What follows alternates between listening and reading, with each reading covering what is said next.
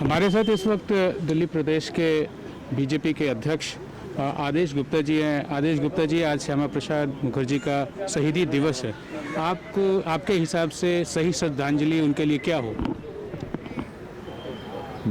Doctor Shyama Prasad Mukherjee ji हमारे party के जनसंघ के संस्थापक रहे हैं, जिन्होंने कश्मीर में अपनी आंदोलन के दौरान आहुति दी अपने प्राणों की।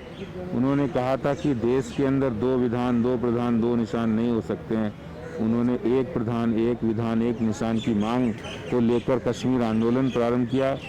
और इस बात की खुशी भी है, संतोष भी है कि आज डॉक्टर श्यामा प्रसाद मुखर्जी जी ने जिस बात को लेकर, जिन मांगों को लेकर आंदोलन किया था, जो दर्द उनके दिल में था, आज भारतवासी के दिल में जो दर्द था, भारतीय जनता पार्टी के कार्यकर्ता के नाते था कि हम लोग नारा लगाते थे, जहां हुए बलिदान मुखर्जी वो कश्मीर हमारा है। इस बात को वास्तव में उनकी श्रद्धांजलि को, उनकी शहादत को सार्थक किया हमारे प्रधानमंत्री नरेंद्र मोदी जी ने, जिनके नेतृत्व में दूसरी बार जब वो प्रधानमंत्री बने 5 अगस्त 2019 को सच्ची श्रद्धांजलि दी, जब कश्मीर से धारा 370 और 3500 को समाप्त करने का काम केंद्र सरकार ने किया है। सर, आरएसएस और बीजेपी के मूल में ये है कि reaching the last mile, serving the last people standing in the Q. What all initiative you have taken to serve the humanity at this time when there is a global pandemic? बिल्कुल आपने सही कहा। Corona संक्रमण काल के दौरान Bharatiya Janata party ने इस काम को सबसे आगे लिया और हम सेवा के काम में बहुत आगे गए हैं। इस दौरान पिछले 3 महीने में भारतीय जनता पार्टी के दिल्ली प्रदेश के कार्यकर्ताओं ने, चाहे वो विधायक हो, सांसद हो, कार्यकर्ता हो, पदाधिकारी हों, 1 करोड़ लोगों तक हमने राशन, भोजन, खाद्यान्न पहुंचाया है। 31 लाख लोगों को हमने राशन की किट मुहैया कराई है।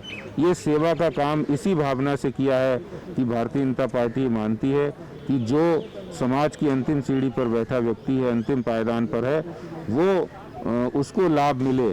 और इसी भावना के साथ आज भारतीय जनता पार्टी के कार्यकर्ता लोगों की इम्यूनिटी बढ़ाने के लिए काढ़ा डिस्ट्रीब्यूशन या फेस मास्क और सैनिटाइजर डिस्ट्रीब्यूशन का काम कर रहे हैं। जो हमने लक्ष्य लिया उस काम को हम पूरा करेंगे। सर, दिल्ली में ये भी देखा गया है कि पेंडेमिक का जो कोरोना वायरस के या कोविड के जो केसेस है वो लगातार बहुत हज़ारों की संख्या में डेली बढ़ रही है। आपकी पार्टी या कैसे अंकुश लगा पाएगी दिल्ली सरकार पे, जो कि कभी एक दिन पॉलिसी आती है, एलजी पॉलिसी लाते हैं, फिर उसको बदल दिया जाता है, फिर उसमें कोई और पॉलिसी आती है। ये जो फ्लिप फ्लॉप जो सरकार में, दिल्ली सरकार में खासकर हो रही है, उससे आप कैसे निपटारा पाएंगे और कैसे पब्लिक को आप इसके लिए आश्वस्त कर पाएंगे? देखिए, पिछले 1.5-2 महीने में दिल्ली में जो केसेस बढ़े और दिल्ली के लोगों के अंदर जो डर और भय था, वो वास्तव में लोग परेशान हो गए। सरकारी अस्पतालों की हालात जो देखे, उससे लोग बहुत ज़्यादा भयभीत हो गए। इसको देखते हुए केंद्र सरकार ने माननीय मोदी जी के नेतृत्व में और गृह मंत्री अमित शाह जी ने दिल्ली की स्वास्थ्य व्यवस्थाओं को, बहुत सारी व्यवस्थाओं को देखा है और सुधारने का काम किया है। 4-5 ऐसी बातें हैं, जैसे टेस्ट के मामले में प्राइवेट लैब में जो टेस्ट हो रहे थे उनके रेट को आधा किया। लोगों की समस्या थी, प्राइवेट हॉस्पिटल में लोग मनमानी कर रहे थे, प्राइवेट हॉस्पिटल वाले, उनके रेट की कैपिंग की है।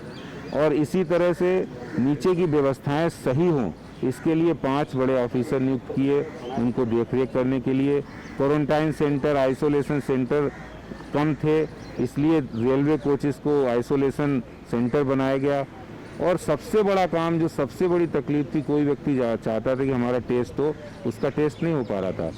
ऐसे 6 लाख लोगों का टेस्ट कराने का काम केंद्र की सरकार ने किया, माननीय अमित शाह जी ने किया है। आज एंटीजन रैपिड टेस्ट टेक्नोलॉजी के माध्यम से आधे घंटे के अंदर दिल्ली के 169 स्थानों पर लोग टेस्ट करा सकते हैं और बड़ी आसानी से वो करा भी रहे हैं।